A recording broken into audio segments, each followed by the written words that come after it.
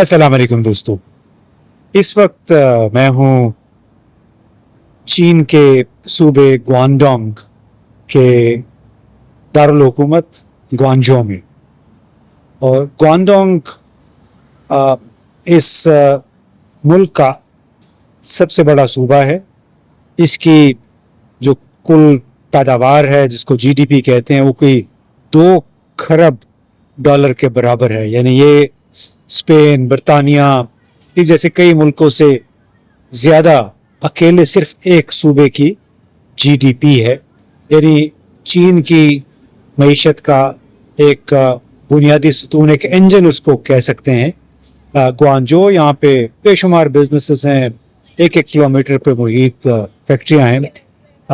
लेकिन इस वक्त जो मेरा मौजू है वो ये नहीं है ग्वांगझो या ग्वांगडोंग, बल्कि मैं कई दिनों से सोच रहा था कि कितनी मुख्तलिफ एक ट्रेजेक्ट्री है चीन की तरक्की की। इतने अरसे से हम सुन रहे हैं कि चीन अब दूसरी बड़ी इक़्तिसादी क़ुव्वत भी बन गया है, और यहाँ आके एहसास होता है कि ये दुनिया बिल्कुल अपने ऊपर, अपने मकासद पर मरकूज़ आगे बढ़ती चली जा रही है। और ये बिल्कुल मुख्तलिफ कहानी है उससे जो कि अमेरिका अपने लिए तहरीर कर रहा है इसराइल के साथ मिलके अब मुल्क से बाहर, यानी ईरान के ख़िलाफ़ जंग की सूरत में। और एक कहानी है अमेरिका के अंदर। 2 मुख्तलिफ मॉडल हैं। एक अमेरिका का मॉडल इस दुनिया में तरक्की का, इक़्तिसादी और फ़ौजी ग़लबे का, और दूसरा मॉडल है चीन।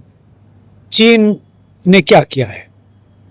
अब यही अंदाज़ा लगा लीजिए कि ईरान के ख़िलाफ़ जो अमरीकी इसराइली जारहियत है उसमें चीन ने एक मिसाइल भी फायर नहीं किया, एक गोली नहीं चलाई, एक फ़ौजी यहाँ पे ईरान में तैनात नहीं किया, बल्कि एक सिपाही नहीं मारा गया।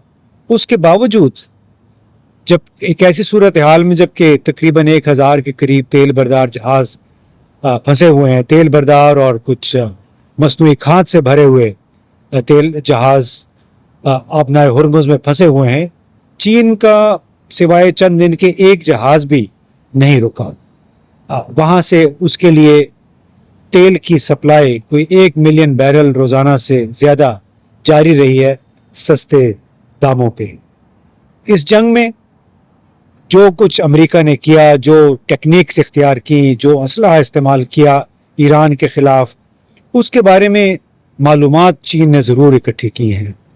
चीन ने कहा जाता है कि 5 से 10 अरब डॉलर का असलहा ज़रूर बेचा है ईरान को। ईरान को ज़रूरत थी असलहे की, तो खामोशी से असलहा भी मिला। चीन ने ईरान को सेटेलाइट्स के ज़रिए रियल टाइम मालूमात, इंटेलिजेंस मालूमात भी फ़राहम की, जिसकी वजह से हम ये फ़र्ज़ करते हैं कि बहुत सारे जो ठिकाने पे लगे हैं ईरानी मिसाइल या ड्रोन्स, उसकी बुनियादी वजह वो सेटेलाइट इंफॉर्मेशन थी जो कि चीन ने की। इसके साथ साथ चीन ये भी देखता रहा कि किस तरह अमेरिका और इसराइल ने अपने बड़े प्रिसीजन गाइडेड मिसाइल, जो बड़े जदीद तरीन हथियार हैं, वो इस्तेमाल किए ईरान के ख़िलाफ़। और ये वो हथियार है जो कि रेयर अर्थ, यानी जो बड़ी कीमती मादनियात या धातें हैं, उनकी मदद से तैयार होते हैं। और कीमती मादनियात और धातों की जो तैयारी है, उनकी रिफाइनिंग है जो है, वो चीन के पास है। 90% ये सलाहियत, चिप्स, माइक्रो चिप्स, सेमीकंडक्टर्स, ये सारे बनते हैं चीन में।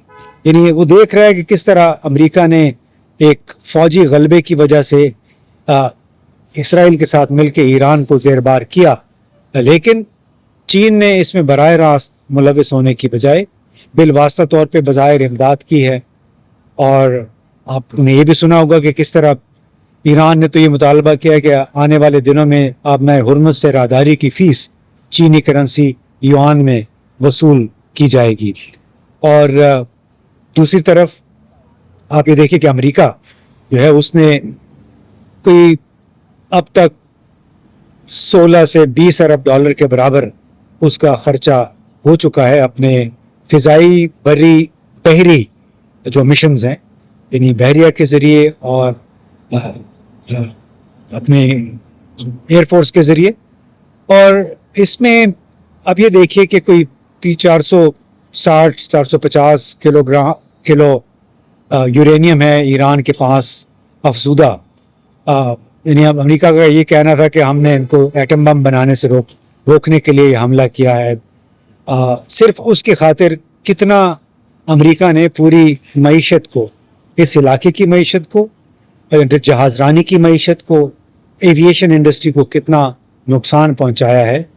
اور یہ ایک خاصا رہا ہے امریکہ کی. اگر آپ دیکھ لیجئے کہ 2001 میں افغانستان میں جنگ شروع کی، پھر 2003 میں عراق میں لشکر کشی کی، اس کے بعد لیبیا کی جو سول وار تھی 2011 میں، اس میں براہ راست امریکہ شریک ہوا. پھر شام میں جو سول وار تھی اس میں امریکہ نے شرکت کی، اور جو بشار الاسد کے خلاف جتنی افواج تھی، ملیشیا تھی، ان کی حمایت کی. القاعدہ سے بھی وہ لوگ جڑے ہوئے تھے جو کہ اب تو احمد جولانی جو ہیں اب تو صدر بن گئے ہیں شام کے. اب ان جنگوں کے نتیجے میں لاکھوں لوگ مارے گئے، کروڑوں لوگ متاثر ہوئے. اس کے مقابلے میں آپ دیکھیے کہ بیلٹ اینڈ روڈ انیشیٹو شروع کیا چین نے 2013 میں، اور اس منصوبے کا بنیادی مقصد تھا کہ ایشیا، افریقہ اور یورپ کو بنیادی ڈھانچے، ریلویز، بندرگاہوں، توانائی کے منصوبوں کے ذریعے آپس میں ملایا جائے.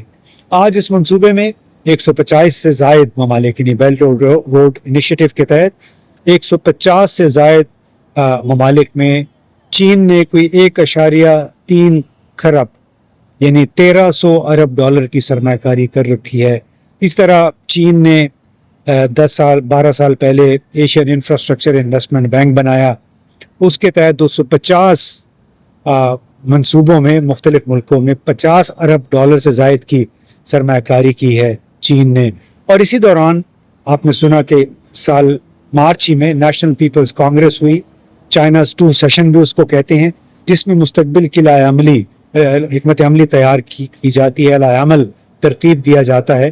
اور اس موقع پہ چینی حکومت نے اپنا 15واں 5 سالہ منصوبہ یعنی 2026 سے 2030 پیش کیا. 141 صفحات پر مشتمل ایک بڑی تفصیلی یہ ایک روڈ میپ ہے، جس کے تحت چین کی معیشت کے تقریباً 70% شعبوں میں مصنوعی ذہانت جو ہے وہ استعمال اس وقت ہو رہی ہے. 2027-2030 تک اس شرح کو 90% تک بڑھایا جائے گا. اس طرح اے آئی سے متعلق صنعتوں کی جو مجموعی مالیت ہے اس میں وہ کہتے ہیں کہ 1380 ارب ڈالر تک وہ پہنچ جائے گی. اس میں ہیومنائڈ روبوٹکس کو ایک اہم صنعتی ستون قرار دیا گیا ہے. ای ویکلز میں، سولر انرجی میں بہت زیادہ سرمایہ کاری کی جائے گی. Quantum communication, nuclear fusion, brain computers, interface اور خلائی ٹیکنالوجی شعبے میں بھی پیش رفت جو ہے وہ کرنے کا عہد کیا گیا ہے. یہ 15واں 5 سالہ منصوبہ ہے، اور چین کی جو خاص طور پہ 1989-90 کے بعد کی جو ترقی کا راز ہے وہ ان کے 5 سالہ منصوبوں میں پنہا ہے. امریکہ نے چین کے ساتھ ٹیکنالوجی کے مقابلے کے جواب میں یہ بھی ایک 2022 میں ایک قانون پاس کیا تھا، چپس اینڈ سائنس ایکٹ، اور سیمی کنڈکٹر صنعت کو فروغ دینے کے لیے یہ کوئی 52 ارب کے قریب، 52 ارب ڈالر کے قریب اس کے لیے مختص کیے گئے. اور نجی شعبے کی طرف سے تقریباً 640 ارب ڈالر کی سرمایہ کاری ہوئی امریکہ میں، اور 140 سے زیادہ صنعتی منصوبے سامنے آئے. لیکن دفاعی ٹیکنالوجی کے حوالے سے بھی ایک اور حقیقت سامنے آئی کہ جو F-35 لائٹننگ جدید امریکی جنگی طیارے وہ ریئر ارتھ منرلز استعمال کرتا ہے، اور اس طرح میزائل کے جو دفاعی نظام ہیں وہ بھی جو کہ جدید ترین دفاعی نظام ہیں، چاہے وہ پیٹریاٹ میزائل سسٹم ہے، تھاٹ ہے، उसमें भी रेयर अर्थ इस्तेमाल होती है, और ये सारी आती हैं चीन से 90% तक। और इसीलिए जो इन्होंने खसूसी एक science chips and science act जो का पास किया, उसका मकसद ये था कि आप ज़्यादा सरमाकारी करें चीन में, ताकि चीन पे हमारा इन्हिसार कम हो जाए। तो इस वक्त अभी जो ईरान के साथ इनकी जंग है, उसके नतीजे में भी यही हुआ कि जो रेयर अर्थ मिनरल्स हैं और चिप्स हैं, माइक्रो चिप्स, सेमीकंडक्टर्स, उनकी सप्लाई में भी बड़ा खलल पड़ा है।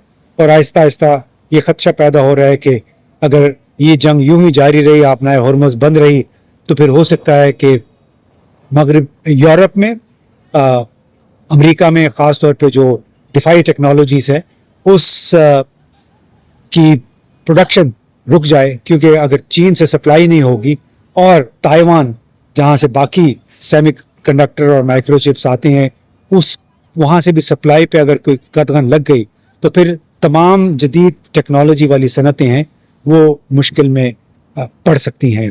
अब चीन की तरफ देखें इधर, तो यहाँ पे ड्रोन्स टेक्नोलॉजी इतनी जदीद जिद्दत इख्तियार कर गई है कि ड्रोन्स इस्तेमाल हो रहे हैं ट्रैफिक पुलिसिंग के लिए, बर्फ़ की सफाई के लिए, ज़राअत में इस्तेमाल हो रहे हैं, पार्सल्स की सप्लाई के लिए, तो ये काम हो ही रहा है।